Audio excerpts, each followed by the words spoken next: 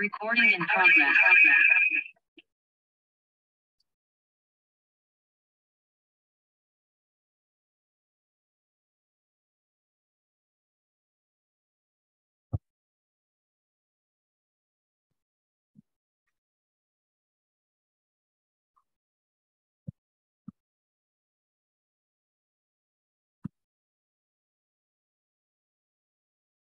Hello, Beth. Can you hear me? Hi. I can't hear you. I know, I gotta unmute me. Oh, wait. Oh, shit. Hold on. What did you do? I still can't hear you. What? You can't? Hold on. Yeah, I don't know. You disappeared. There you are.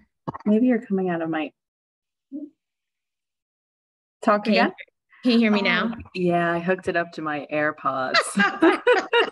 We're already having technical issues. I'm like, it was such a regrettable choice of mine to be like, I'm not learning Zoom in the pandemic. I'm not committing to this. I've tried. I signed up for like Zoom Pro to be able to host these workshops because it allows like up to 100 people, and it's got all these new features that I don't understand. I'm like, Okay. share my screen. Okay. We have like 10 people in the waiting room, but I'll just wait a few minutes. Did you want to like test your share screen or anything, or you think you're good? Yeah, let's do that. Okay, I'm gonna hit gonna stop share. Okay, and I will hit. Oh, I can't do it. Why? It says host disabled participant screen sharing. I don't think I did that. Let me see. How does one even do? Great. Hold on. I mean, I can always send you my slides. You can just click through. They're not complicated. Yeah. If you could email them to me right now, just in case, but let me try to mess with the settings. Share.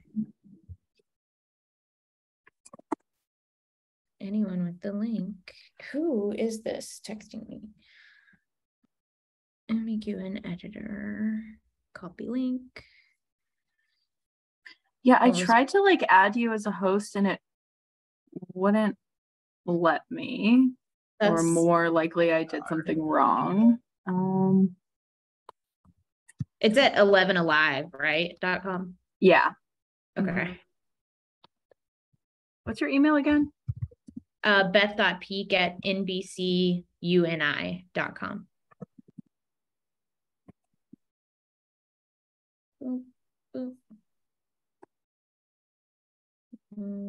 I think that's it. Yeah.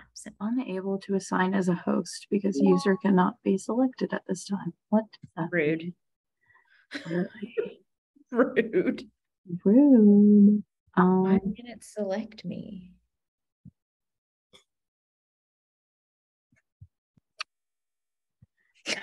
My boss just said, how'd your presentation go? And I'm like, Megan, I'm just starting it, man.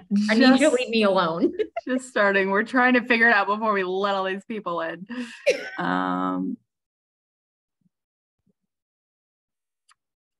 It's just about to start. Please don't talk to me. So what happened with the last one too is like a lot of people join late. So I will just continually add people in as they request. Yeah. I figured that's what would happen too. Okay. Enable. I'm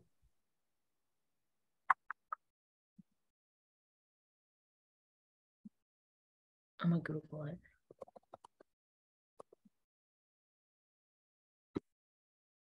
Yeah, click like settings, meeting tab. Okay, hold on. Okay. We're gonna get this. Settings. Okay, I see meetings. Yeah. Hit meeting, and then under meeting, basic, click screen sharing, toggle to enable or disable. Oh, no, that's not right. Okay, settings. There's no meeting. Yes. Under the meeting tab. Hold on, I'm gonna share my screen. Okay. Because you can do that. Yeah, I can do that. Hold on. Okay, maybe advanced. Okay. Bowls. Okay. All right. So, do you see it? Yes. So settings. Okay. Settings. Meeting. I don't see it. General. That's not what it said. Audio screen. Oh wait, is there like allow participants or something down there? Go back to share screen. Yeah. All windows automatically share. No. Okay, hang on. Click advanced. To enable within Zoom meeting, click the arrow next to the share screen and select advanced sharing options. Okay, I just clicked that. And now what? Okay. And then under who can share, select all participants. It doesn't say that. That's so weird. Well, I'm happy to run it for you. I know that's not ideal for you, but no, I'm totally fine with that because I can still pull it up. It actually might be better. Yeah, because I can still see it obviously on my screen too. So okay. I'm going to let these people in. Oh God.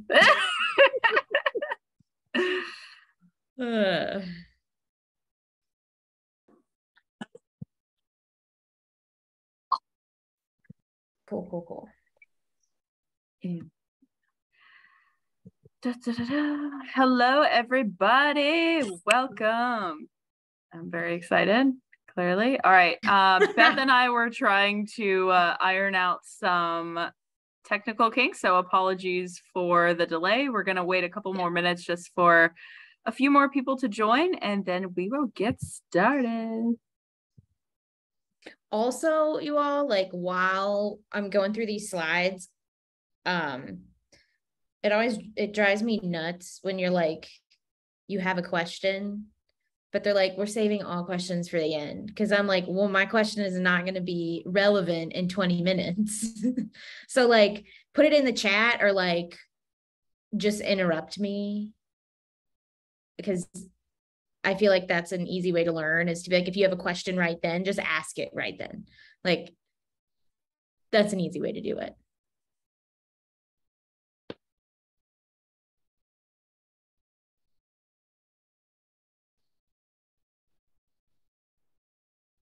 Oh, I got to give you permission to play those things too. Let me hop in there. Okay, cool. But you can see it other than that just fine? Yeah. Okay, cool.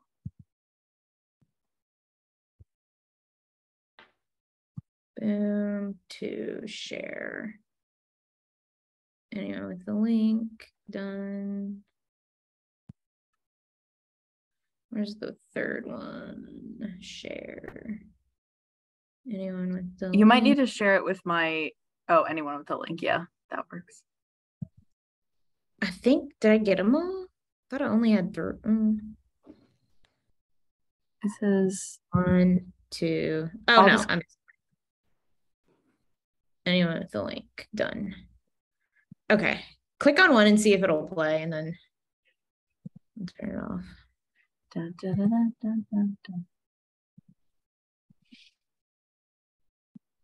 I didn't put whole stories in here since these days my average story runs like 10 minutes. I would love to watch them.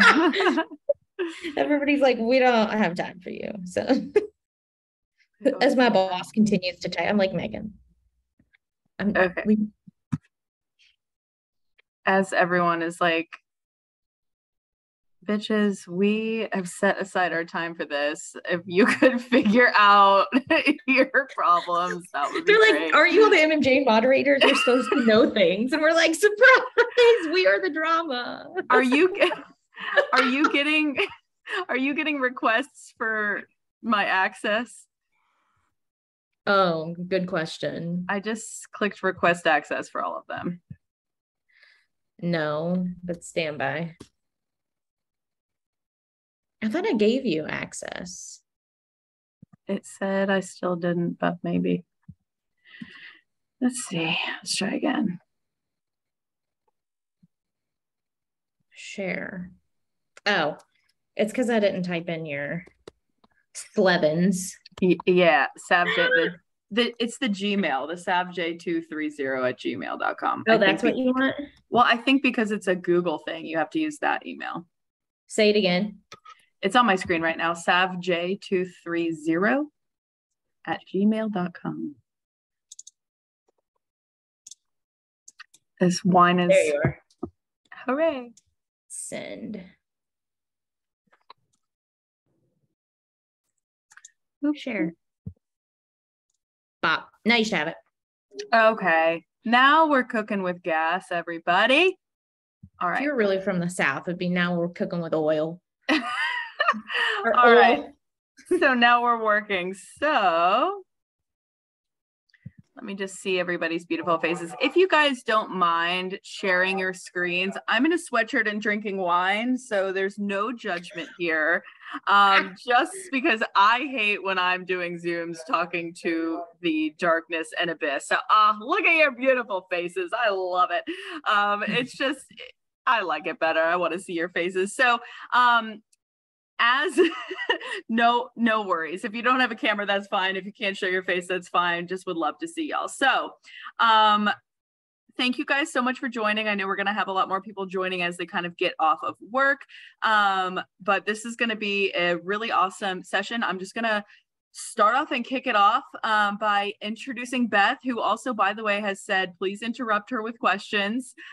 We don't have to wait till the formal Q&A at the end. And one more thing I do want to say is that we are going to, if you saw my post, we're going to be giving away a free registration to the upcoming NPPA Women in Video Journalism Conference. So I'm going to post a link in the chat. And if you're interested in entering for that, you have to get yourself to Dallas. That's the only thing. But once you get there, you can get in for free. So if you're interested, just follow the link that I'm about to post in the chat and just enter your name. And we're going to just randomly select someone.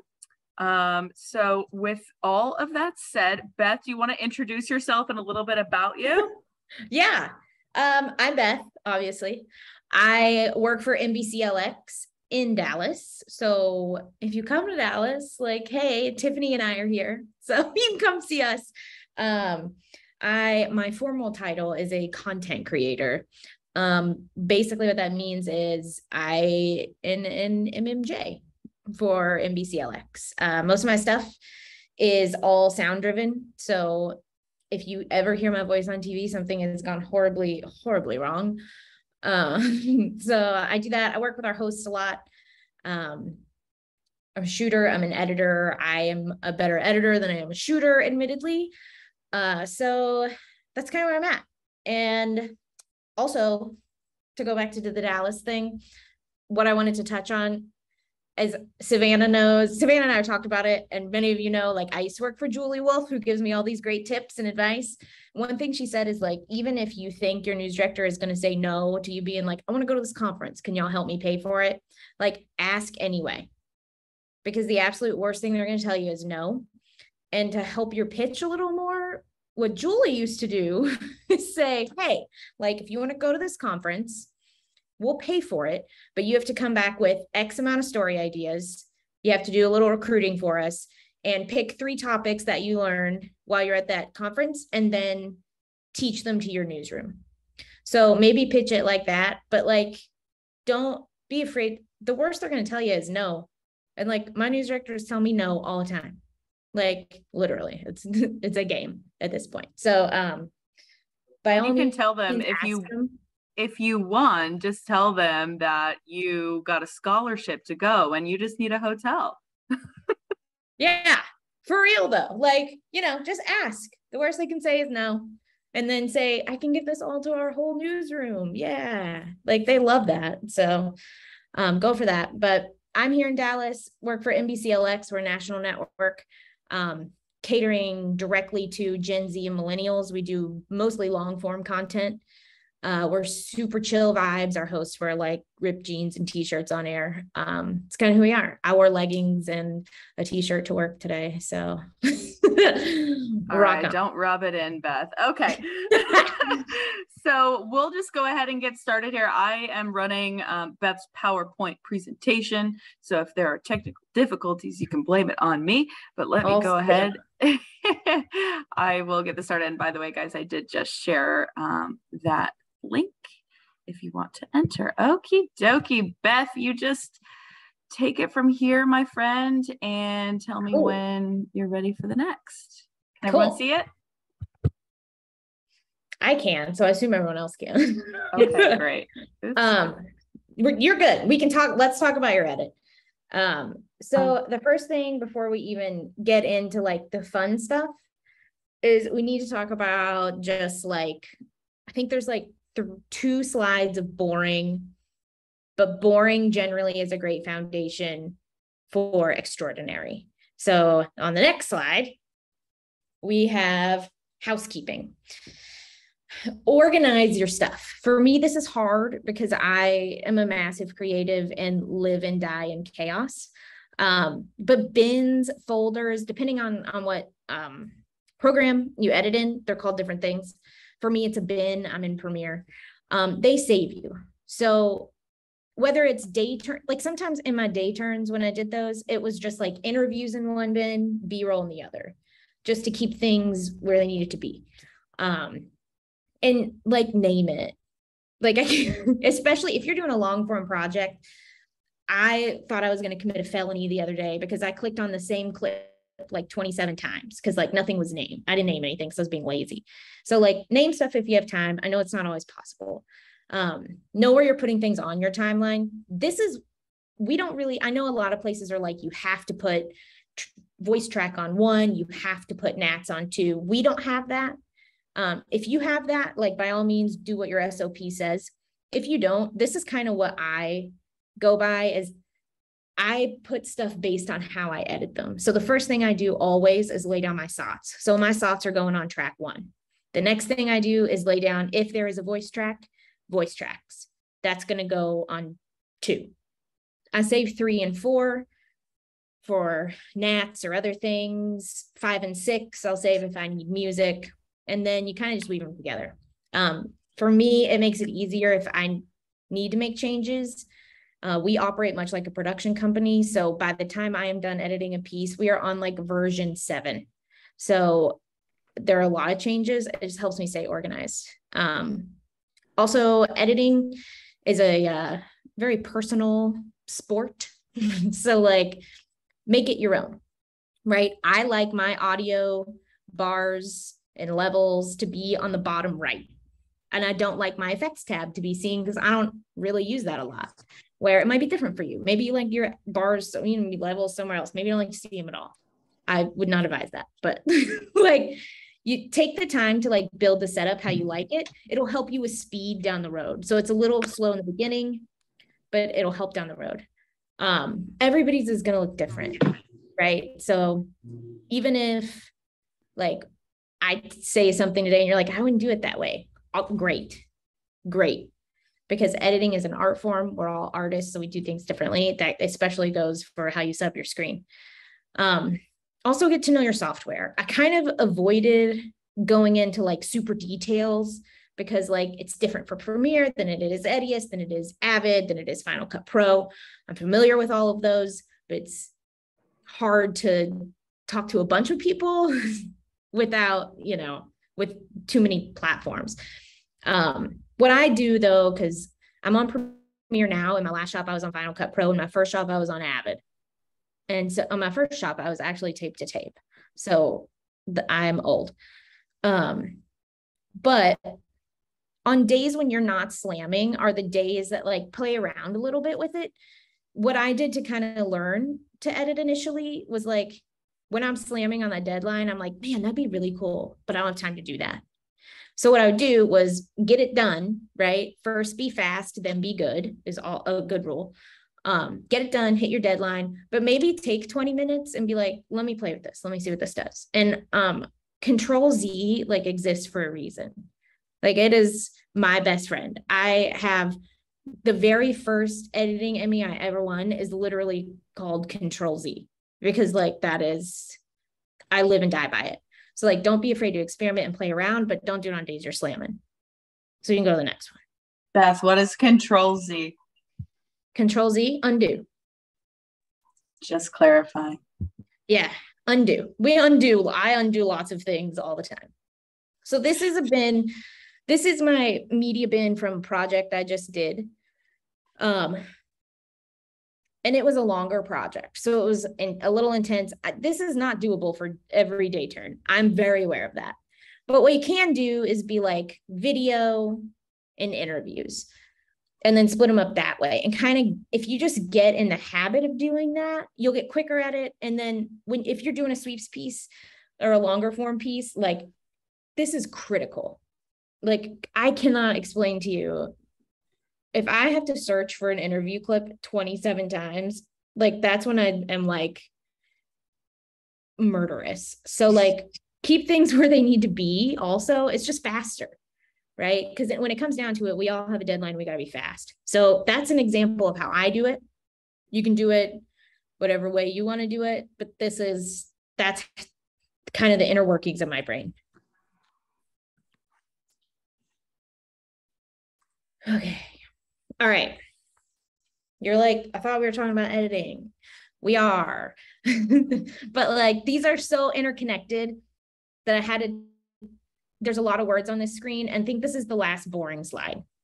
So first and foremost, to be a good editor, to be a great editor, you've got to understand your story, right? We're all MMJs here. We also shoot. In your head, I used to say, do not leave the parking lot unless you can sum up your story in 3 words, right? Like noun, verb, object. State fails family. Lassie saves boy. You know, something like that. Sometimes I say 5 words because I like to use the word the a lot, but go with a focus statement, because that's how you focus. Like, it'll help you build questions, right? And you can stay on track, which will make it easier and faster to log. If you're doing this as a day turn, think about your visuals on the drive, right? Like, you're driving to where you need to be, and you can think, okay, what are the top 3 things visually that I need to make this sing? Boom. Think of your top 3. And know that those are probably going to change because we work in news. If you're doing long form or you're doing a sweeps piece, storyboard it out like 100%. I have like notebooks everywhere. My desk mate like absolutely hates me because she's like super quiet and organized, and I am very loud, and there's stuff everywhere because I storyboard everything. Like, I write down every idea. I write down, I want this shot to go from wide to an extra tight shot here, whatever, but long form that. Be graphics aware. I think graphics scare people a little, especially in day turns. We'll talk in a little bit about why you don't need to be afraid of them. But if you're doing a story and you're like, I really need a number, like, remember that and then shoot accordingly. What that means is look for negative space. We'll talk about that too. Think of pacing. If you want your story to move really fast, you need more shots. So you have to up your shot count if you want a really fast-paced story, right? Because we don't want to see the same shot 27 times. And so also nap breaks help pacing. So sometimes when I get on scene, wherever I'm going, I'll close my eyes for like 10 seconds and just listen, right? Because I want to know what's going to make the viewer feel like they're there. And that helps in the edit too, right? Because like sometimes you have to butt up 2 really awkward sound bites and you're like, I was just had something there. So close your eyes and listen and go find that sound. Shot variety is critical in editing. And a lot of times we stick with wide, medium, tight. There are actually 5 shot types. It's extra wide, medium, tight, extra tight. We'll talk about these again, but these help for a really smooth edit. Like, nothing gets you out of a jam editing wise like an extra tight shot. Like, absolutely nothing. Nothing like an extra tight shot. And a few tips that helped me. I don't know if you all know Ann Herbst. She was my mentor for a while, but she still is. I do like investigative and she does features. So, you know, but these are 2 tips she gave me that like really, really helped me.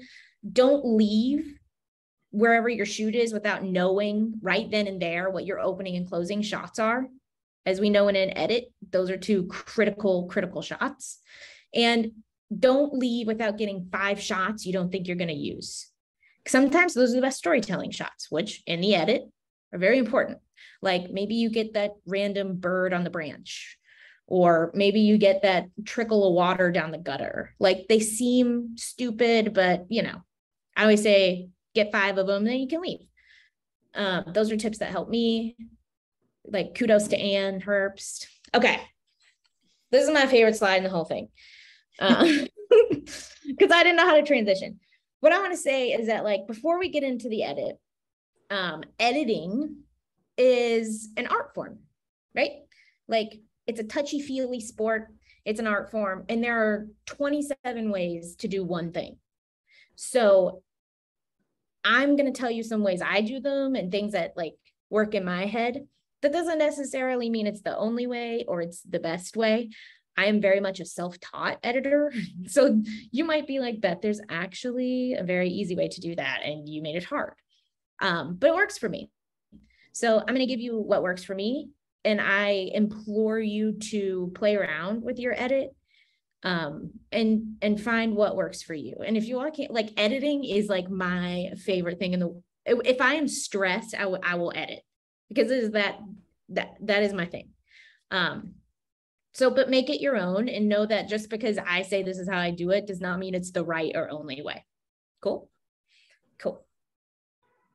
So 5 things that can set your edit apart. That is like actual footage of me editing. Yes. Quick question. Hi, I'm sorry to interrupt. I just have a quick question about the previous slide. I noticed that in your audio, you have in each of the audio parts, you have right and left. I was once told by someone, I don't know if this is right or wrong. I just want to make sure that I get this question answered. Is that supposed to be in a mono channel, or every single piece should have a right and left channel? You know what I mean? That you can right click. I edit on Premiere, by the way. I know exactly what you mean. Yes. So I don't know if it's supposed to be the entire on just a right or left, or it's supposed to be like you have a right and left in the same. Mm-hmm. So that I know exactly what you mean. When I worked at WHAS in Louisville, it could be mono, right? Okay. When I worked in Cleveland, they wanted it, all of your like interviews and track had to be on the left in one ear and your nats on the other. Now that I'm with NBC, they're like, we don't care. It can be mono. So it kind of depends on your SOP at your place. So go with what they say. For me, it's really hard for me to edit clean audio without it being in both ears, right? So, but you have to adjust. There's really not, I mean, it's whatever your station kind of makes you do. Got it. Thank you so much. I just wanted to see if there is one way that sounds better than the other when it comes to the small edits. So I just don't know if it makes a big difference if we're doing a mono and then I see that you have both channels. So I don't know if it makes a cleaner difference if we have it with mono or with the 2 channels. It's easier for me. I need to hear it in both ears because like my brain gets confused. If I'm like, well, is the right ear too loud? Like I don't know. So it's easier for me to hear in both ears, but like some stations are like, no, you can't edit like that. So, you know, got it. Okay, thank you so much. But yeah. Thank you so much. Appreciate that. Yeah. So 5 things that can like help you immediately set your day turns apart, right? And frankly, any edit are pacing, audio editing, simple and clean graphics, blending modes, and effects. And we're going to talk about all of those with the added spice of music, because that is a very hot topic and I live and die by music. One of my favorite things is to find out what music I'm opening with, and everybody wants to fight me on that all the time. But like, I love music. So, okay. The next one. I don't even remember what's next. Savannah, are you alive? What's going on over there? Okay, good. All right. So first we're going to talk about pacing. This is my favorite thing. So every story has a rhythm, and I will argue until I'm blue in the face that every good editor has rhythm. And it's, for a while, people would be like, man, like you have great pacing in your stories. And I didn't understand what that meant. Like I was working in Denver, and the anchor I was working with was like, man, I love working with you because the pacing in these stories are great. And I'd be like, yeah, totally. And I did not understand what that was. I didn't know what I was doing or why, until someone told me that doesn't matter what you're watching, right? TV, a movie, a news story, if you like hit something every time the shot changes, there's going to be a beat and there's going to be a rhythm. So stories have rhythm and stories have pacing.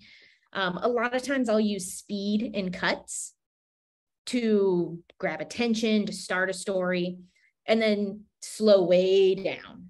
So like you can see in this timeline here, the beginning those are quick cuts, right? Because I think this is a story about a gym. So like I knew going in, this is going to be a fast story, but then it gets serious. And so I don't want to cut through a serious, I don't want to do a bunch of cuts through a serious thing. So kind of, I use fast pacing to grab attention, and then I slow down when moments need their moment.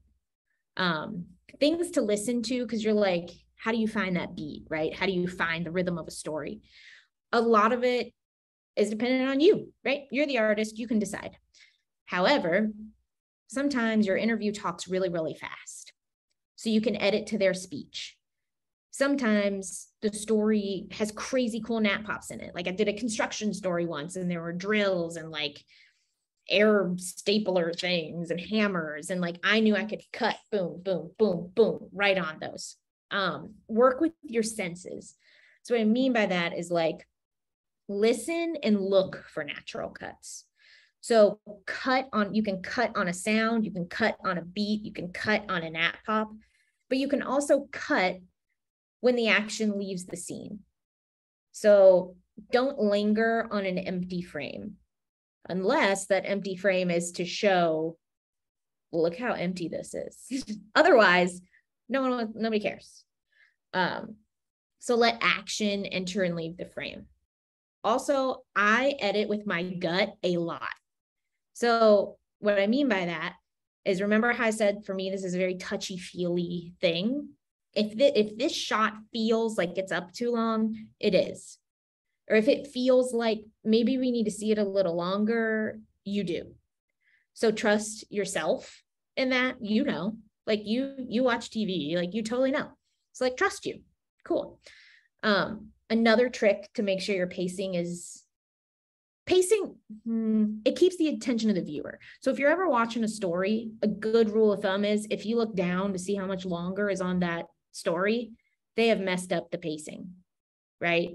That the minute when I like critique people, or I'm like judging or just watching things, the minute I look down to see how much time is left in the story, I mark that time code down, because I'm like, you lost me here, your pacing's off.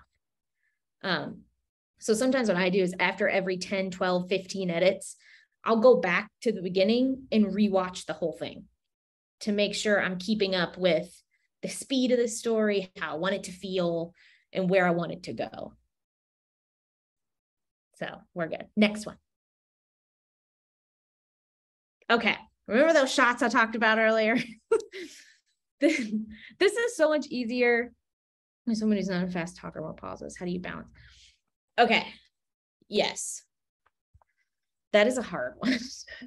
So if you have someone who's not a fast talker, takes more pauses, how do you balance that with narration? So if they take a lot of pauses, in this regard, I'm spoiled, because I always shoot interviews with 2 cameras, which makes it very, very easy to like cut people right off, right? Like, okay, let's get through this piece. Also, be choosy with what sound you use from them, right? And also maybe build it around that. So like they're really slow talk. Usually if it's a really excitable subject that you're talking about, they're probably going to talk a little faster. If you're talking to someone who maybe, let's say you're at a murder scene and you're talking to somebody and it's a really sad situation, they're going to talk slower. So maybe your whole pacing for that story is a little slower. So like you can work with it that way too. But don't be afraid to cut out their ums, but no, you're going to have more video to cover that cut. Or what I do sometimes too, and it's like catching on more, is like, Savannah, what do we do? But okay, so what you can do, what I do sometimes is like, that sound bite. I'm sorry, I don't know what happened. I can't go back. Just close out of it and go back in. So that's the person who's talking really slow. If you cut them off, you can keep their next soundbite up and just Like it's a jump cut, but crop in a little on it. So it looks like an intentional jump cut. What I will say, don't do like at all, don't put a white flash. Like, don't put a white flash. I hate white flashes. Nobody, it's weird. Unless you're trying to do like an effect that like, look at this picture. But like sometimes just cutting in is an easy thing to do. Yeah, thank you. I cover people with disabilities, and I've noticed since going onto this beat, it's just even like 2 weeks ago, I have inflammation around my lungs right now, and I was talking much slower than I normally do. And I noticed that was one of the things I was struggling with, is like now I'm slower than the people I'm interviewing, and I could cut myself and try and work on that. But also like people who use ventilators, who might have brain fog or a cognitive disability. I noticed that, the pace might be different, but also you don't want to like edit their pace because that's just how they talk. So that's helpful advice to know, like, that's how you can kind of balance it out. And also maybe that just sets, it sounds like maybe that just sets the pace for the whole story. You don't have to worry about other areas speeding up. You could just have the whole thing keep pace. Totally. And we talk about, and I'll show too in a couple slides, I show examples of like, this is a story where it goes from really fast paced to slow.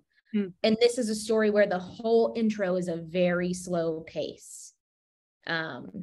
Yes, we can. And then, so like, you can make a very interesting story with a very, very slow pace. Totally possible. Great. Thank you. Yeah. So this is why I talked about those shots earlier, because shot selection and pacing are married, right? So this is so much easier to explain when I have like a whiteboard and I can like draw for you, but we can't. So I tried really hard. So the types of shots: extra wide, wide, medium tight, extra tight. So to visualize this, I think of a person standing in a room. An extra wide would be their whole body. A wide shot would be like their waist up. A medium would be shoulders up. Tight would be just their head. And then an extra tight would be their eyeballs. A good rule of thumb for editing is to have one step.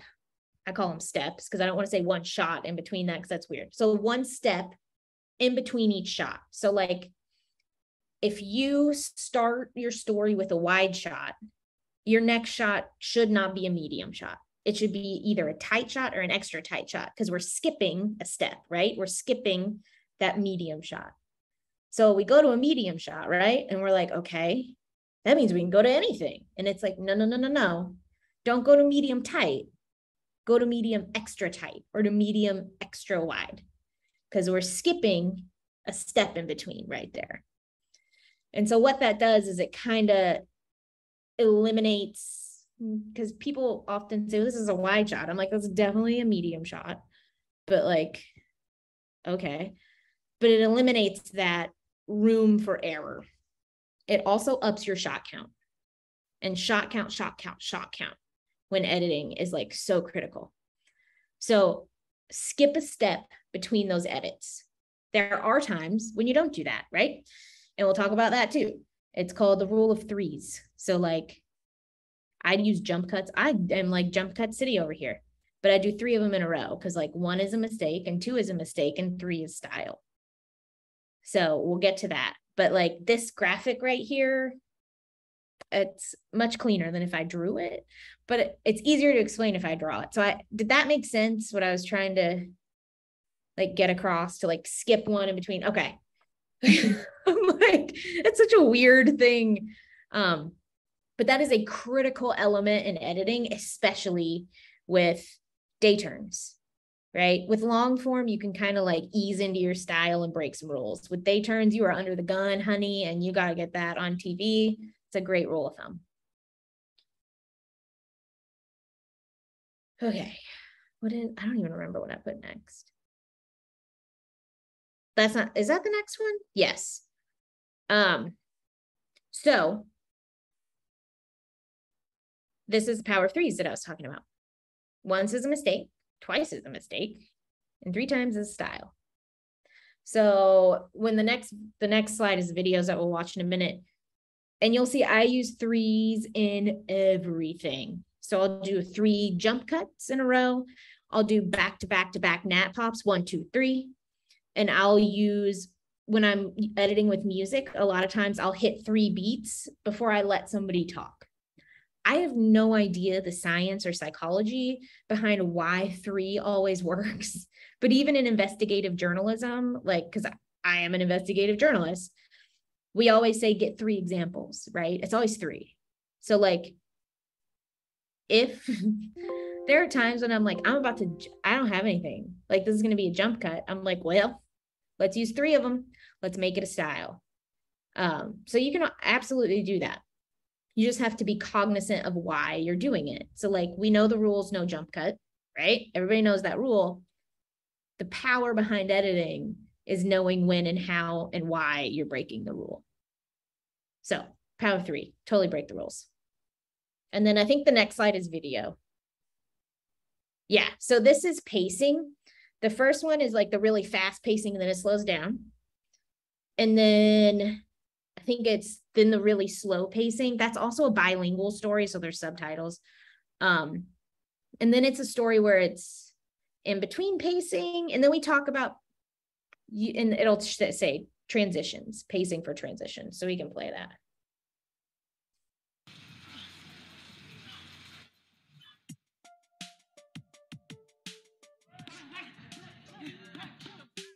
Our methodology is looking at the whole individual. There it is. Back. I'm kind of a tough coach. I like to push them as hard as they can go. I can do this. I got this. I got to push through. If you treat people broken, they act broken. 5, 6. Last round. We treat them and empower them to do the things that they can't do. And pretty soon they're doing things they never thought they'd be able to do. I had a motorcycle accident. Back in 2006, I was on my 2nd deployment to Iraq.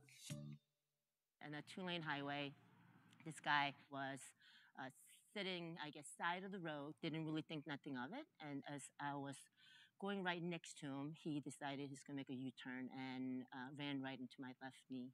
We were patrolling Baghdad, and my striker was hit with an EFP, which is an explosively formed penetrator. It punctured straight through where I was sitting inside of the striker. And this is the story with really slow pacing. Una ciudad muy acogedora. It's a great city to live in, very safe. Bien caliente su comida, su gente, su clima. Pues la gente aquí es muy querida. Me siento bastante a gusto por lo general. I feel like it's community. This is my hometown, so it seems like you always come back to your hometown. It just feels like home. We're totally unique. We're totally special. We're 85% Hispanic, and we're special.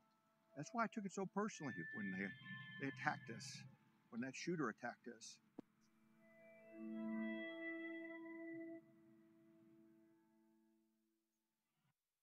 Well, we're known as the winter leafy green capital of the United States.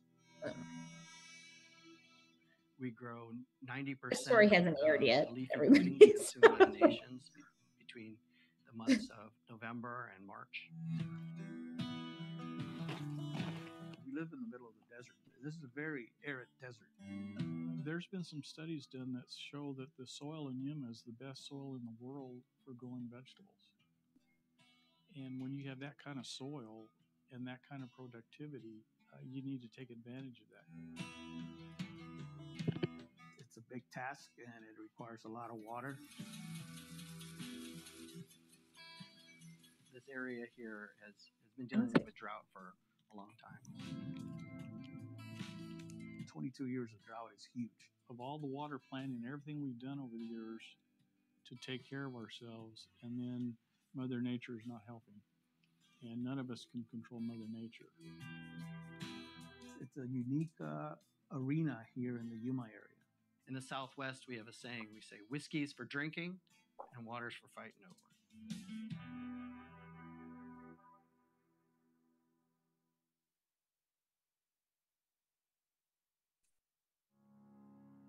Okay, this is where I used pacing. I'm a little old lady in tennis shoes. Oh yeah. Getting in everybody.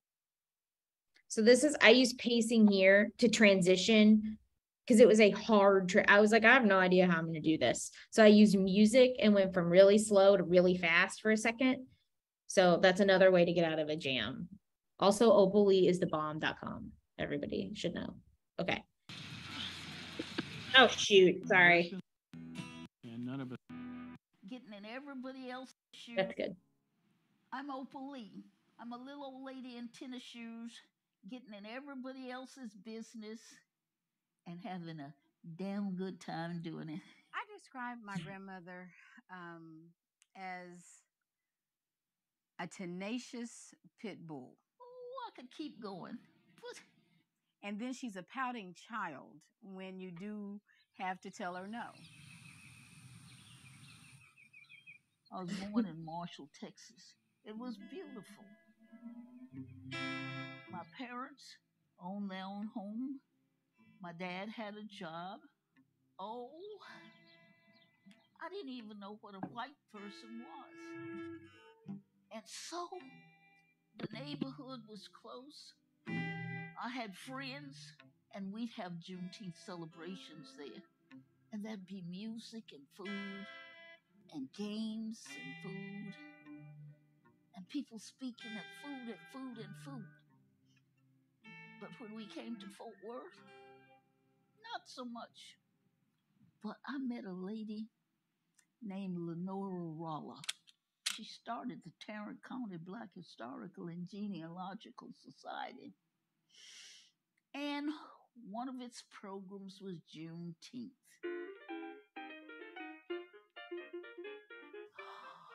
Oh, I remember a Juneteenth in Sycamore Park, tiny little park, and the paper says there were 30,000 in a 3-day period, 10,000 people a day.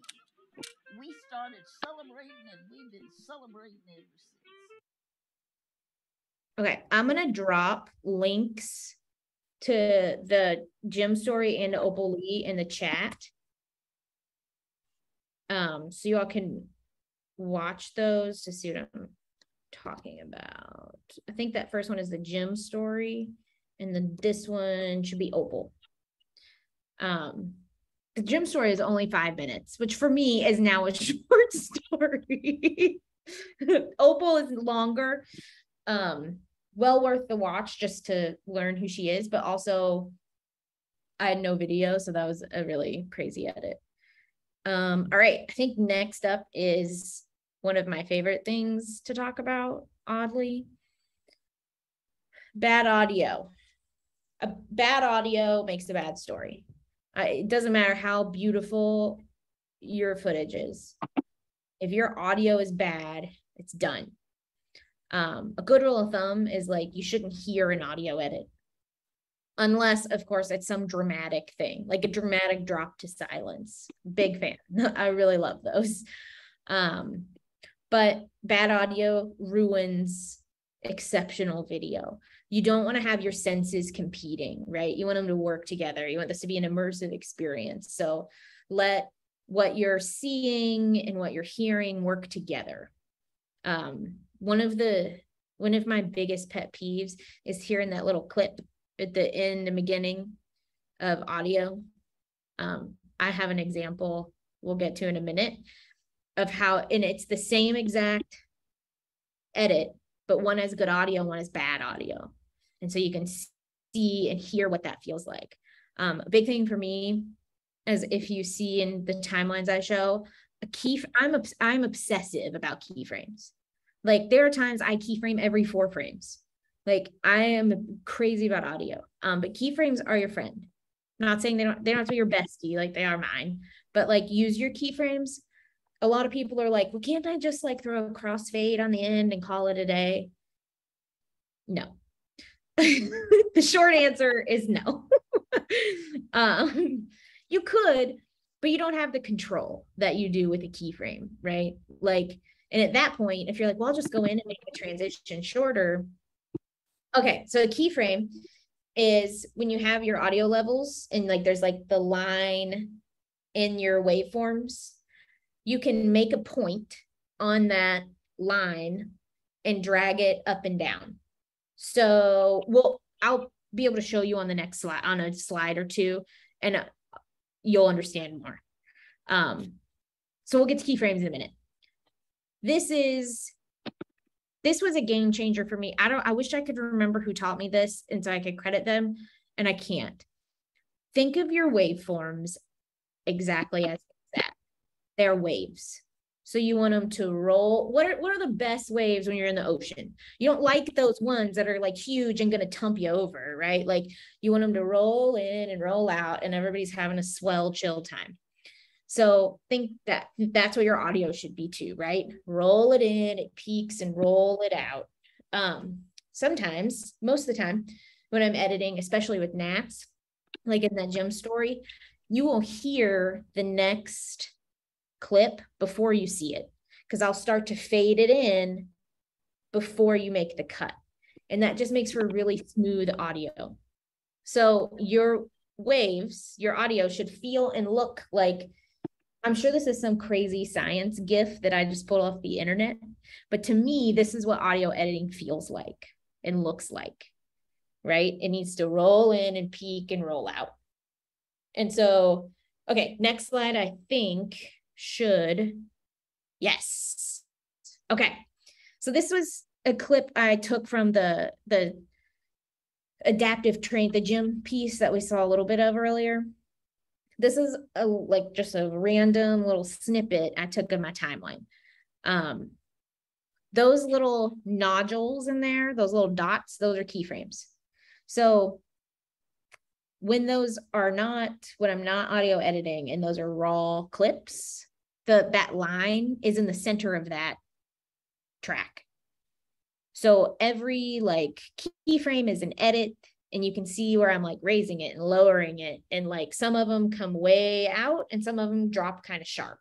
And it all just depends on what that edit sounds like and what I want it to sound like.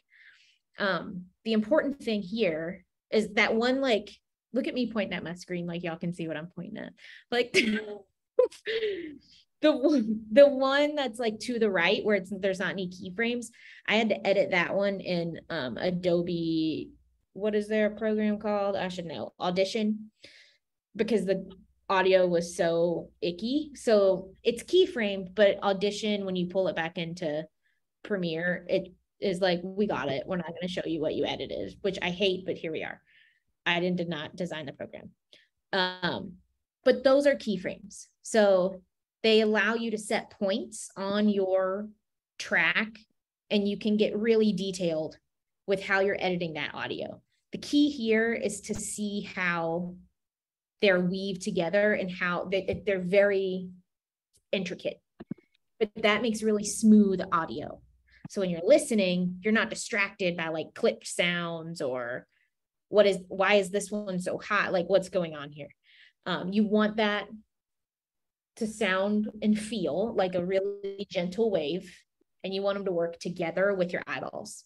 So that is a typical, and yes, I did keyframe like that on day turns. At first, it was just really like there'd be 2 in the beginning, 2 in the end, here we go.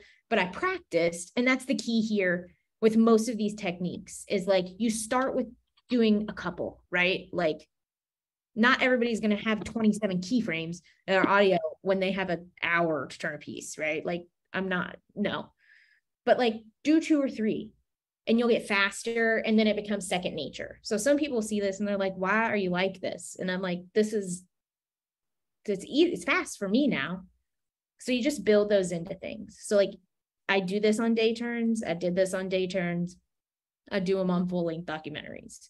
So start small. You don't have to go nuts, but you can do this in day turn and it'll help you along the way. I'll just add real quick. I would really encourage you guys to try exactly what Beth is saying. Like say you have a video shot of a field and some gnats of, you know, crickets chirping or something. Like, pull the audio to start before the clip starts, and you will be amazed at how clean and professional it looks. Even if it's like towards the end of a sound bite, pull the sound bite audio down a little bit, start the crickets a few seconds, and then pull up the cricket field video. I don't know if that makes any sense, but it literally will elevate so much. And when you watch it, you'll be like, damn, that looks good. Trust me, try it. It really, but it's like, it sounds small, but then you're like, oh my God. It Like, literally does sound so small, but it has such big impact in the professionalism and the storytelling. Yeah, it's great. Okay, I'll go to the next slide. this is one of my favorite slides. Okay. That's whatever is happening on the left is not audio editing, even with keyframes. That's not audio editing. That is going to give you that weird clipped, like, sound everywhere, and it's not going to sound smooth. On the right, that's audio editing. And audio is just as important, if not more important, than video, because 9 times out of 10, people aren't watching the news. They're overcooking dinner and they're listening, and you hope that your audio is good enough for them to be like, oh, what is that? Like, let me turn around. Let me listen. So left, that's not audio editing. That's a bad audio attempt. Right, more of what we're looking for, that weave together kind of look. And then, okay, this next slide is a video where it's the same thing. It's like the same 2 15-second clips, where one has, the first one is the bad, that timeline on the left is the first one, that timeline on the right is the second one. Punctured straight through where I was sitting inside of the striker. Push there, push there. There you go. Get it here, slowly in control. The Adaptive Training Foundation is headquartered in only location is here in the DFW Metroplex. Punctured straight through where I was sitting inside of the striker. Push there, push there. There you go. Get it here, slowly in control. The Adaptive Training Foundation is headquartered in only location is here in the DFW Metroplex.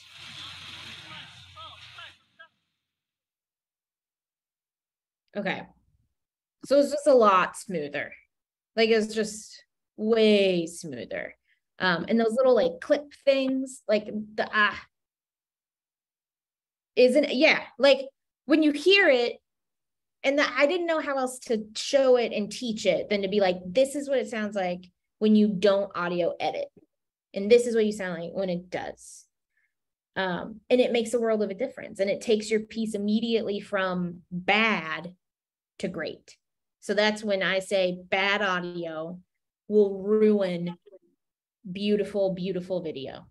Bad audio will kill it every time. So that is the key for me with audio editing, is those keyframes, and just remember the wave, right? You want to roll in, peak, roll out, roll in, peak, roll out. Audio, audio, audio.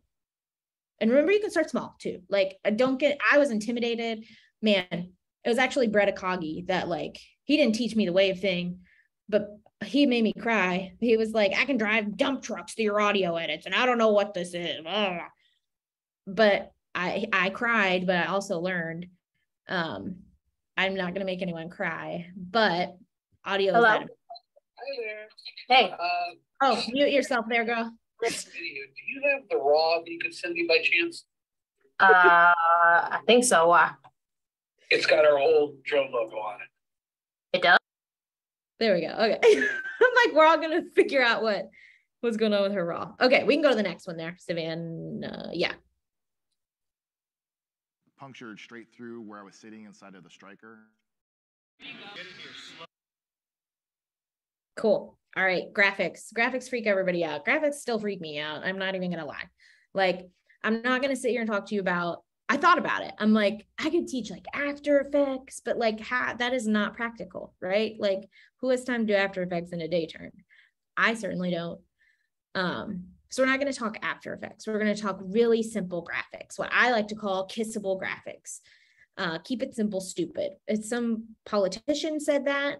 I did not make it up. I like to say keep it simple, silly, because I don't like to call anyone stupid.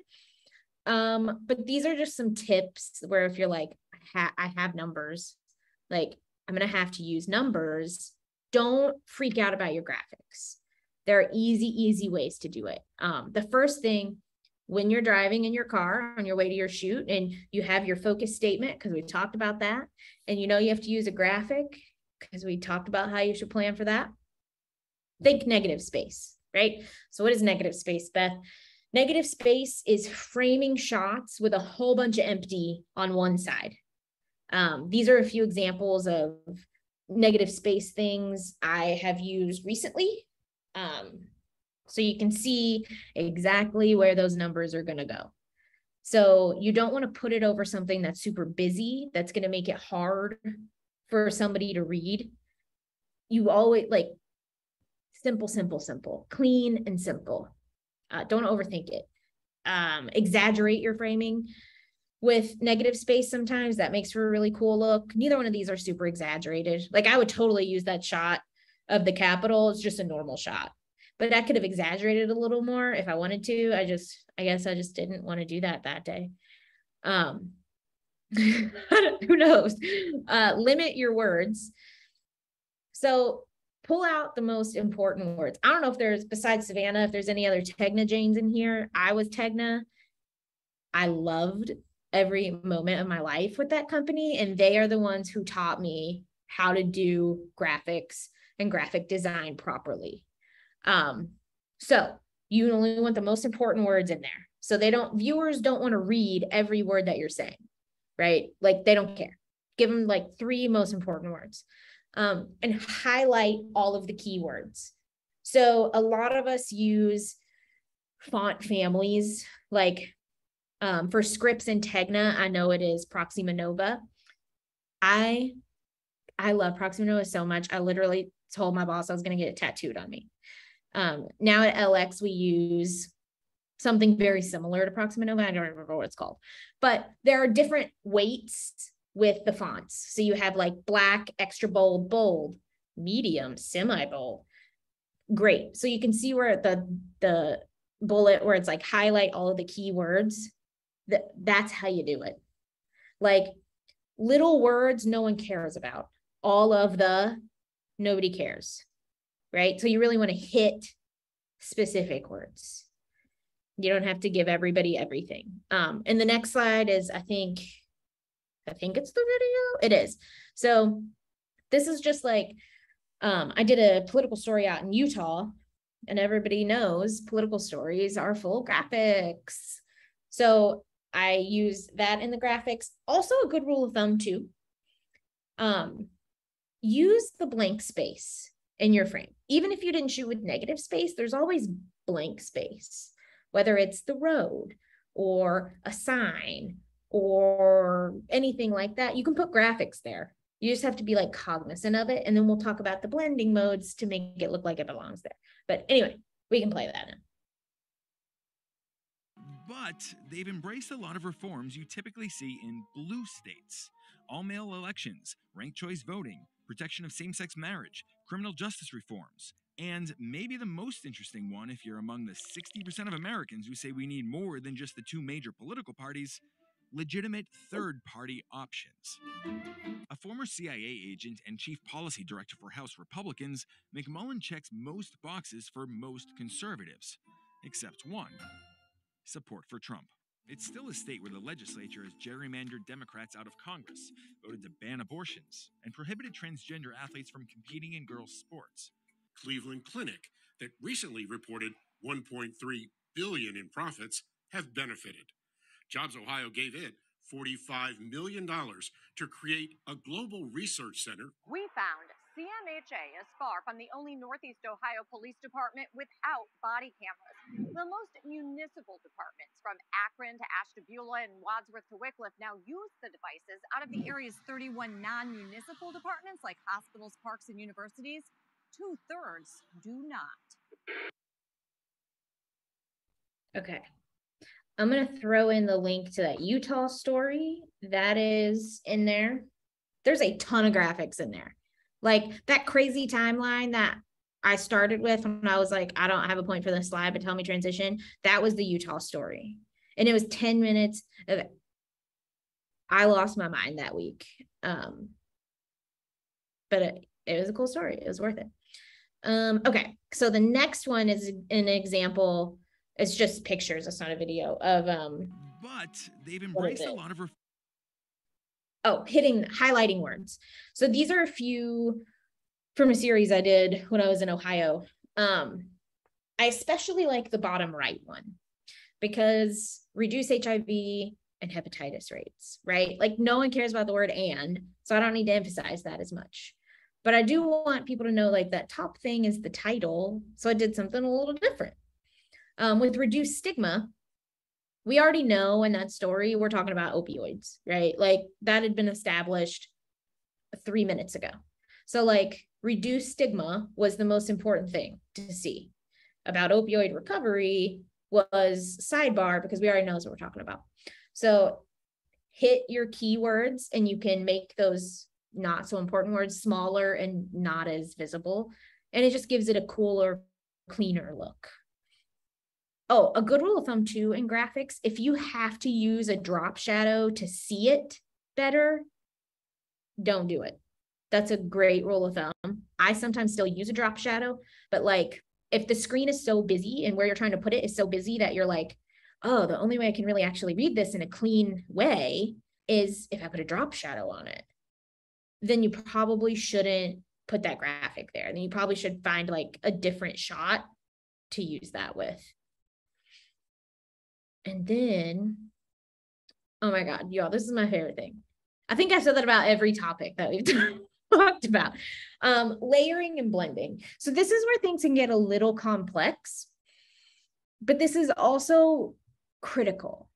A lot of people will watch stuff that I edit and they'll be like, I can never do that. Like that looks really complicated. And I promise you it isn't. Why isn't it? Because I am a self-taught editor. So I tried to find the easiest way to do everything, right? Like Steve Jobs, I think said like they should hire people like me. Like the people that are going to find the easiest way to do it. That's me. So nothing is complicated. There are just two big things you have to understand, and that's layering and that's blending. So layers can either make your edit incredible or like completely destroy it. The difference there is understanding how they work together. So a layer is every time you want to put something up, it's going to go on its own video track. What is that? Oh, that's the Opal Lee story. So that really, those really fast cuts where it was talking about Juneteenth and there were like 12 pictures on the screen. Every picture was its own layer. And that's what that big pink tower is right in the middle. Every picture had its own layer and its own blending options. Blending and transparency are what make layers play nice together. So now we need to learn how to play Tetris, which is what we're going to do. Blending modes is basically painting. And sometimes like Bob Ross, you're going to make happy little mistakes and that's fine. These are the 5. There are tons of blending modes, tons of them. Some of them you would use if you wanted to get fired that day. Like just never touch them. These are the 5 that I use the most: normal, overlay, multiply, soft light, hard light. I normally like soft light, hard light. Sometimes I overlay and multiply like live and die. Overlay is exactly what it sounds like, right? It's going to mesh pixels together so it looks like they're meant to be there. Multiply, if there are any investigative Janes in here who deal with paperwork on the Reggie, multiply gets rid of the white background on that paper with one click. Boom, done. It's out. Which makes a really cool effect when you're editing. Soft light, it's basically overlay, but there's less saturation. It's harder to see. Hard light is like overlay with like major saturation. So I go through each one of those. So on the next slide, I want you to be able to like visualize what I'm seeing because or what I'm saying, because I know like it's hard to see. Okay. Also, that is a transcript from the Yuma water story that hasn't aired yet that I just showed everybody in here. I see there's an MMJane in here. Let's not tell anyone that happened. So this is normal. There are 2 layers here. There are actually 3. The first layer is the concrete. The second layer is the paper. The third layer is the text. The blending options used on so your blending option is going to go on whichever layer you want to blend. So we want to blend the paper into the concrete and the text into the concrete. So the blending options are going to go on those 2 layers. This is normal. Normal is exactly that, default setting.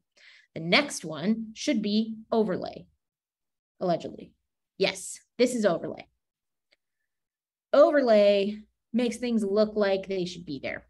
This is a really cool effect if you have like pictures or something. I love the look of it on concrete and like really textured things. I used to do a lot of hard news investigative, which means a lot of the vibe in my stories were nitty gritty. So that meant like I was looking for like brick walls and concrete and that type of stuff. That is what overlay looks like. The next one I think is multiply. Multiply, I love multiply. Gets rid of the white. So you can see or it gets rid of the brightest spots, which are going to be your white pixels. So it's a cool effect to use with paper. Another cool thing is if you put multiply on the paper and then clicked invert, all of that black text would turn white. So then, because that's hard to read right there, right? So if I would have inverted that, all of the black text would turn white, because that you're just inverting colors. I'm not 100% sure what the heck it would do to the yellow, but like most of the time you're not going to have that much highlighter. That was just a transcript that I yanked. And then I think the next one should be soft light. So soft light, it's basically overlay, harder to read. So depending on what your background is, maybe overlay is not working great for you. You can try soft light. Or maybe hard light. So the next one is hard light, and it's hideous, but we got to show it.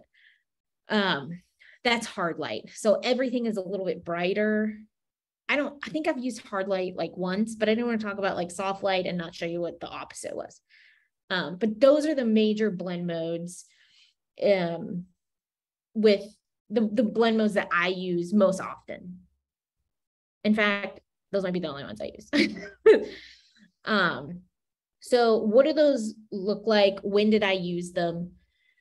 I use them a lot. So this one, we're going to show like that opioid story that I showed before. And then I think I showed how I got rid of the white in paperwork to use it as well. So I was born and raised here. Hello, Sheriff's Department. They call. Jamie Burgett calls Ashtabula County home. But it's a place that's been under attack. Looks like he's turning blue. Take care of friends and family, and that's always been really important to me. Jamie is a paramedic with the Northwest Ambulance District in Geneva. She's seen way too many overdose calls and deaths. How long have you been doing CPR for? What we've been doing up until this point hasn't really been working. Hey, you're okay? You're okay? Recently filed court documents now question the claim this deadly fire was an accident. Wycliffe police say nearly a month after the fire, they learned the woman who rented the apartment and was inside with Wendy Wright when the fire began had a previous aggravated arson conviction. In 2007, police say she admitted setting fire to her Fairport Harbor apartment after being threatened with eviction. According to court records, week before the Wycliffe fire, the woman's landlord said she would not be renewing her lease. And one of its programs was Juneteenth.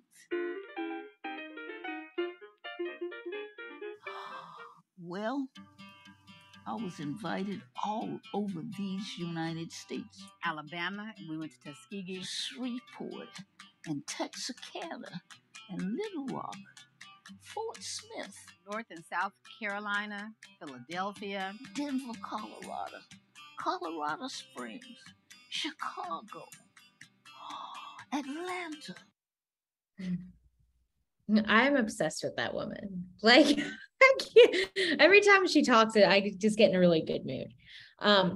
But so like those are all the only effects that I used right there were blend modes. That's it.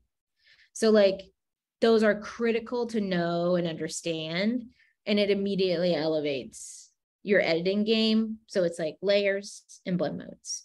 You got to paint. You got to be Bob Ross in there, knowing you're going to make happy little mistakes, and then you hit Control Z, because we love Control Z just as much as we love blend modes. Now the next slide, just because you can doesn't mean you should. When I first started to edit, I was like, I'm going to use all the effects because that's what makes an editor great. And then somebody watched it and they asked me why I was doing things, right? Like, why did you use that? And I never had an answer. I was like, well, I don't know. Like, it looks cool. I don't know. And then it got me thinking, your edits and your effects and what you're doing should be done with intention. That's what makes you a great editor. So just because you can do it doesn't mean you should. So effects are only effective if you use them effectively. I don't know if that's grammatically correct or not, but I thought it sounded cool, so I put it in there. Don't distract your viewer, right? Like, first and foremost, no matter how cool something looks, you're trying to get a message across, and you don't want that to get lost in fancy flashes or whatever else. So use them with intention and with purpose. I sometimes still have to ask myself, like, why am I doing this? Like, what is the point? What are you doing? Like, am I doing this just to prove that I can? Because that's not a good enough reason. Less is often more with effects, because the more you use, the more you're manipulating. And so then we get into a weird vibe there. My top 5 things that I use are masking. I was going to do a whole thing on masking, but it's so different per platform that became a little difficult. But what masking does is, you know, when you see like numbers fly out of nowhere, like they come, like they're coming from behind something, that's a mask. So it basically helps you reveal things or helps you cut things out. I would encourage you to learn masking in whichever format or whichever software that you're using. If there's any Final Cut or MMJanes in here, I'm happy to talk to you about it. Edius, like, that is the bane of my existence. I hate Edius. Sorry, Savannah. Transparency. Yeah, though they totally do. Because like John Charlton at HAS was like the bomb.com. Like, sometimes I use Photoshop instead of Adobe to like mask things out. And like, he would, like, Edius has a crazy good masking tool. I just don't know how to use it because I don't edit on Edius anymore. But masking is huge. Another one is transparency, opacity in your blending options. Sometimes you don't need a blending option. Sometimes you just lower that opacity to like 60% and like call it a day. But if you lower your opacity to 60% and add overlay, then you're taking it from good to great. Feathering edges is a big one, so you don't see hard lines on things. So like, make things come together. So feather that edge. Basic motion. So when we watched that fire story and there was the paper moving, that's the basic. I didn't do that. I did that in Final Cut. So I just put all the papers, they were all on their own layer. I put them all next to each other, put multiply on them, got rid of the white, and just had them move left to right or right to left, whatever I did. So it's messing with your X and Y axes. I'm trying really. Does it make sense though? Do the words make sense? Like, I hope so. If they don't, like, somebody, like, by all means be like, what language are you speaking to me? And like, I will happily do my best to explain. Because like, I think I literally eat, sleep, and breathe and edit. So like, this is what I think about all the time. But yeah, so feathering your edges, basic motion. So X and Y, axes, sometimes a little rotation, sometimes, and then just stabilizer. Like nobody bumps a camera in an interview like me. Like absolutely not. I'm the best. So what that means is that, and it's always during a really great soundbite. Like this is just, I'm just really good at that.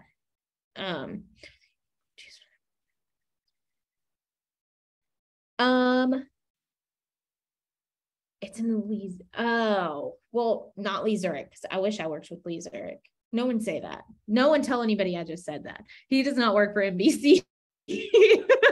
The text come in. Oh, I know exactly what story you're talking about. The fire story where it comes in, that one. Yes. So sometimes if I do like 3D motion and like I'm turning things, that was Apple Motion, not After Effects, but they're kind of the same. Just because with the editor, like with Final Cut and Premiere, it's hard to mess with that X axis and no, the Z axis. It's hard to mess with the Z axis. And the Z axis is what is going to give you that twisty, like complete turn. So sometimes, like if I want to get super fancy, yes, those are in After Effects and Apple Motion. And I would be actually more than happy to do a session on like a little bit about, like people want to know how to add motion to like the pictures. And like if you watch the Opal Lee story, all of the still pictures are 3-dimensional and they animate. But that's all in After Effects. But that 3D type of stuff is, yeah. So like I can totally, maybe I'll just do like a record myself doing it so we don't have to all get on Zoom and post that in there. But I did think about that because that's something everybody asked me, and it's not difficult. It's just time consuming. Well, now if I know Edius does it if you use the layouter tool and 3D. So if Edius can do it, any of your softwares can do it without needing After Effects. So I just encourage you to play around with some of this stuff. I think in like a good one in Premiere, if there's MMJanes in here too, like pin corners is a cool effect where you can kind of like twist and turn things. It's just easier sometimes because I'm using more than one effect. Oh, Avid. Avid spelled backwards is diva. Yeah.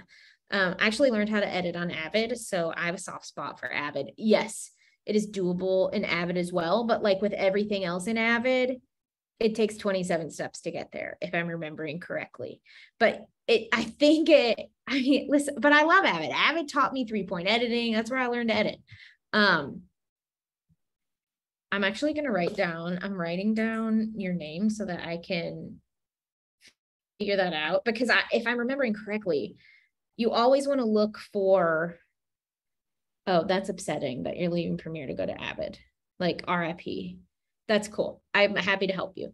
A good place to look for that kind of like, if you want things to twist, is look under your motion. Like when you're looking at just the basic, you look at like motion, and then it's going to have like X, Y, Z.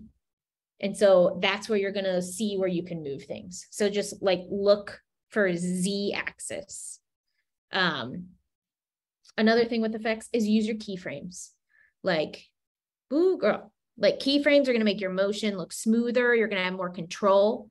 Just like with audio, you can set a keyframe and do other things. Same with effects. So you set a keyframe and you're like, I want this motion to start right here.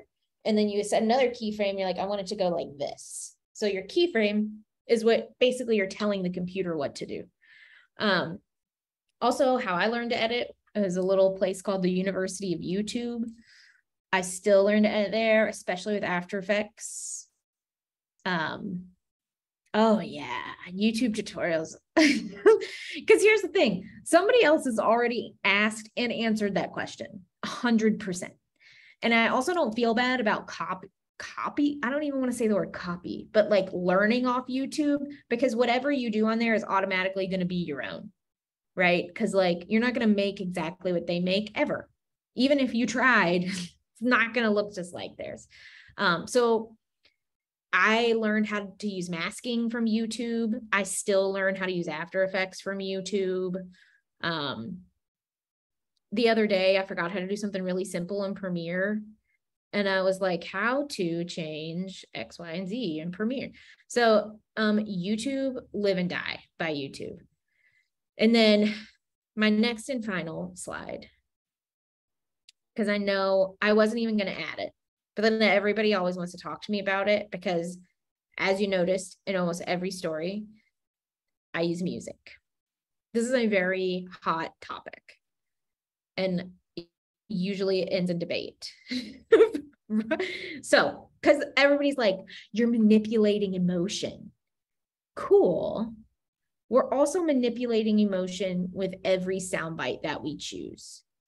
Every time you choose that soundbite where that woman is crying, you are manipulating the viewer's emotion.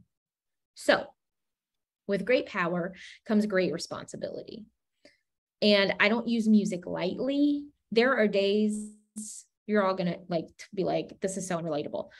I literally spent 3 hours of my day the other day looking for the right music. That's how critical it is. So music is a tool. It is a tool. It is not a crutch. So if you edit a story and you're like, this story is really boring, let me just throw some music under it.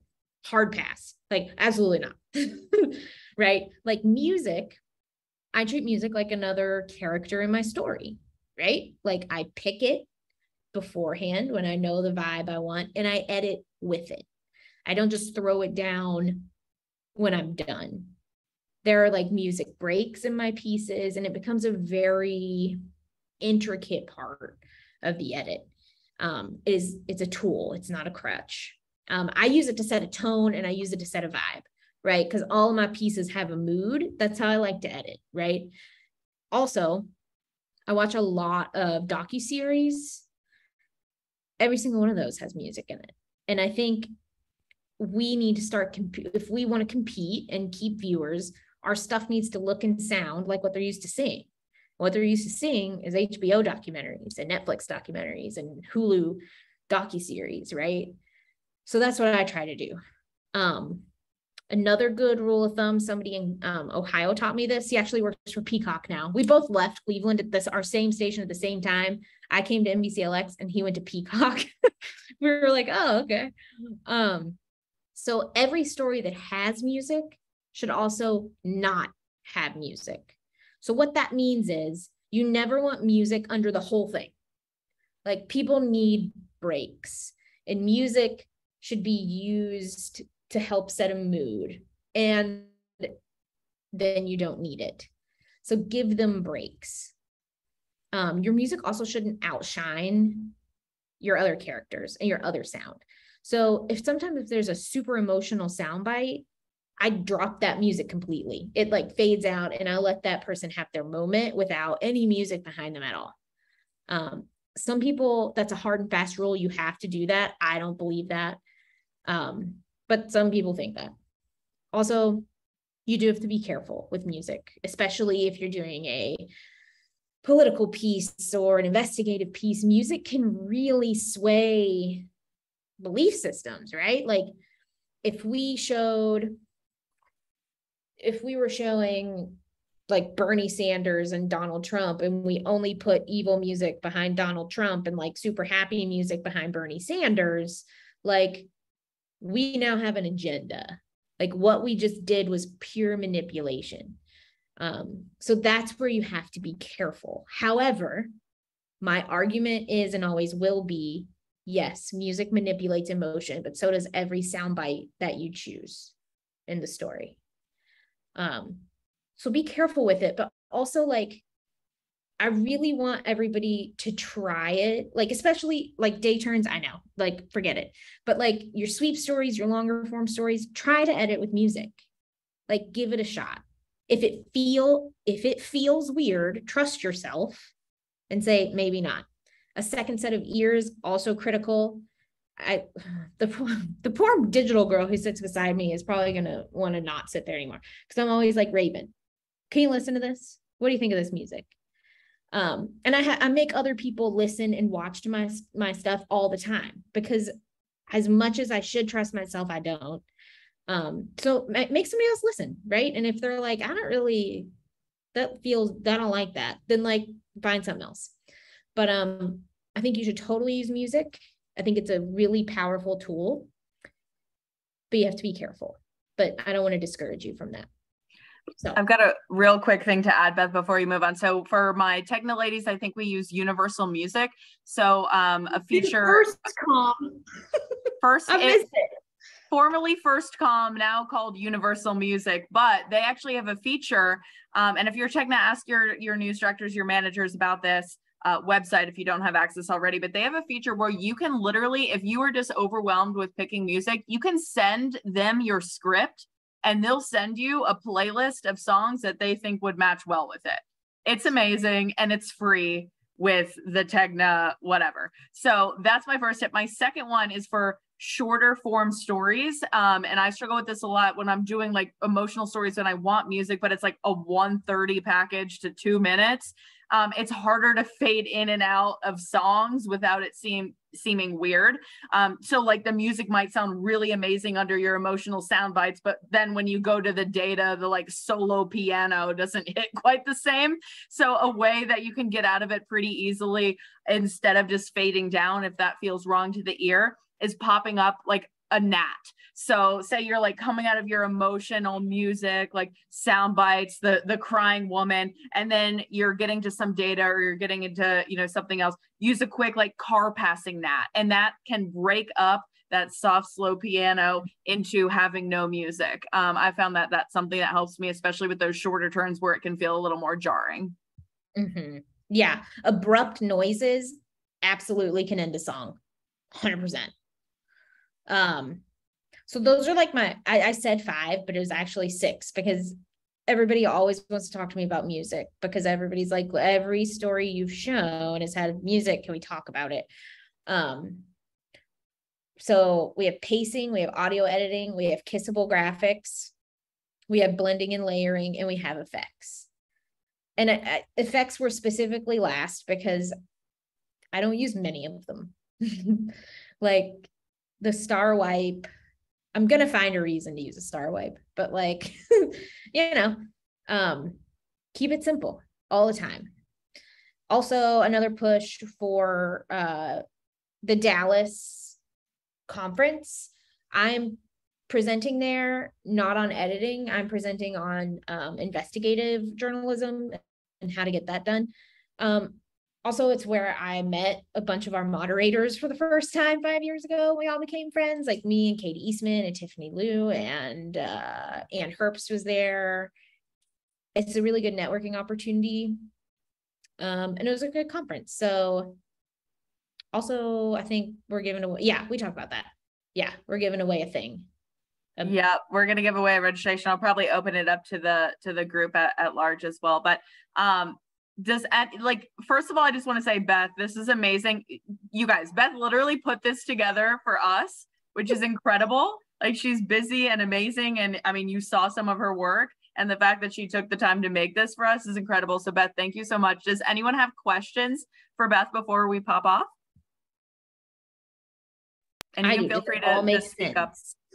Did anything make sense? I had a quick question.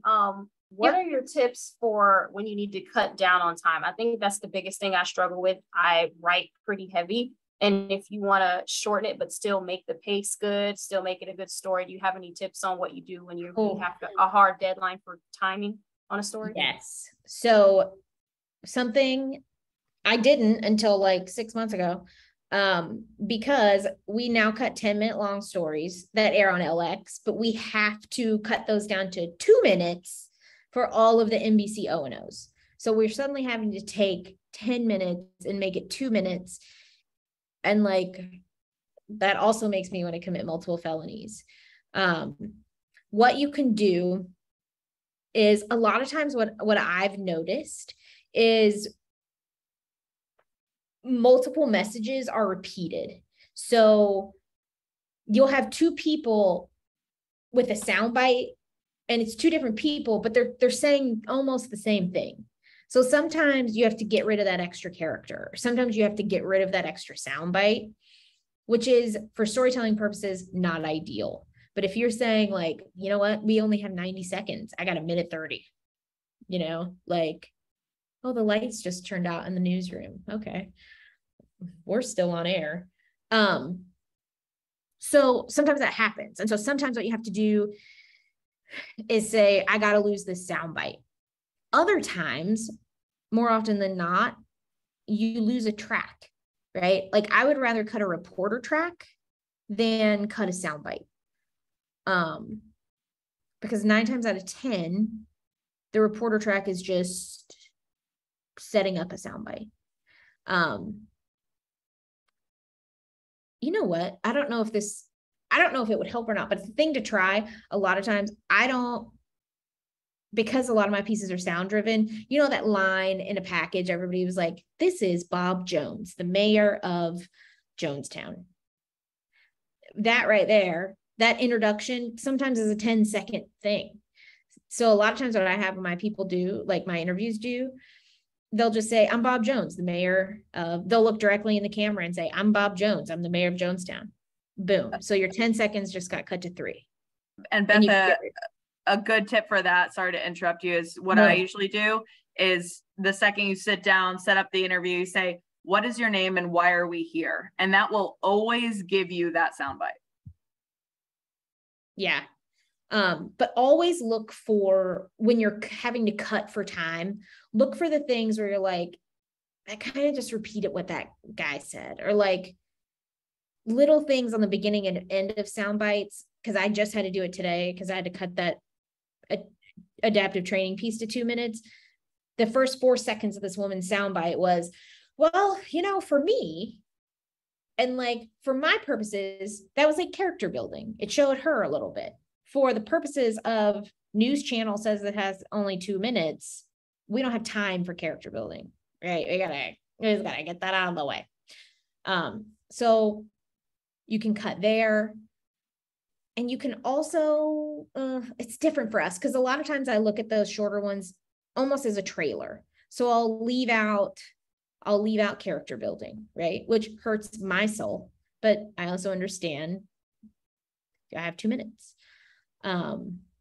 Repeated things is a big one because I discovered that today. I'm like, this woman just told her that same story 12 different ways. So do that. Sometimes you got to cut out nap pops, which also suck. But you got to do it. I just always try to cut out reporter track before I cut out sound bites or nap pop. And when you're looking for interviews, I would add, especially as someone who's still doing, you know, day turns too, is try to limit the interviews you get to the best people. Like sometimes you'll start your day and you're like, well, I'll take whatever I can get. And you have like, you know, Joe Schmo white man in a suit talking about, you know, the thing. And then later you find a really good character. So like be able to let some of those sound bites go. Like, I know you spent the time getting an interview, but if it's really not adding anything that your track couldn't add or that the anchor intro couldn't add, be willing to let them go. And when you're planning for your stories of the day, think about like who are going to be the best voices, who are going to be the best characters instead of just like the easiest in the first. But I, as also someone who loves my own damn voice and I'm a big like heavy writer too, sometimes you have to just break up with some of your favorite lines and let people speak for themselves. Meanwhile, I'm the photojournalist that's like, how much of the reporter can I absolutely cut out of this? But you can also go back to your focus statement for that. So like your focus statement will help you really narrow down your questions. Because a lot of times what I do sometimes is I will ask so many questions because I get like that Opal Lee story, but that was a 45-minute interview. Why did I do that? I don't know, because I just really like talking to her, but I lost track of my focus statement, which then made it really difficult to make that story short because I was all over the place with my questions. So your focus statement can help you narrow your questions and get exactly what you need and leave. So that can help shorten your script.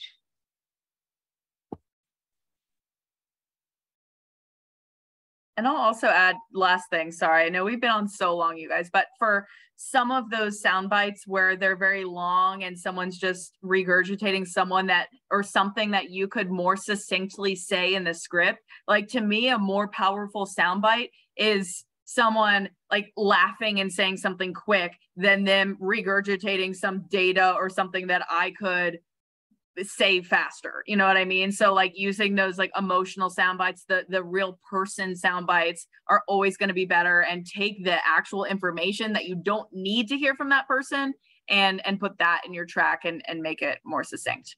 But does anyone else have any questions for Beth? They're probably like, why does your brain work like that? Like, no, look at you? Beth, look at the chat. You're amazing. This has been awesome. Okay. I'm like, does anything I say make sense? I don't know. I live in my own little world over here. It did for sure. At least to me, it looks like everyone else too. So we recorded this. We're going to share it. And thank you guys all so much for coming. You're like literal rock stars for doing this on your off time. Yeah. This was like, Beth, I think you'll agree, like this was you and I at one point, the kind of people who would like take the time outside of work when you're already exhausted to learn. And damn, if I don't see you guys living your dreams, if not now, then soon. I'm serious. Over to LX. and you've got contacts in me and in Beth anytime. So Beth posted her contact info here. You guys know mine in the group, but reach out anytime you guys need help. Yeah, for sure. Bye, everybody. Have a great rest of your night.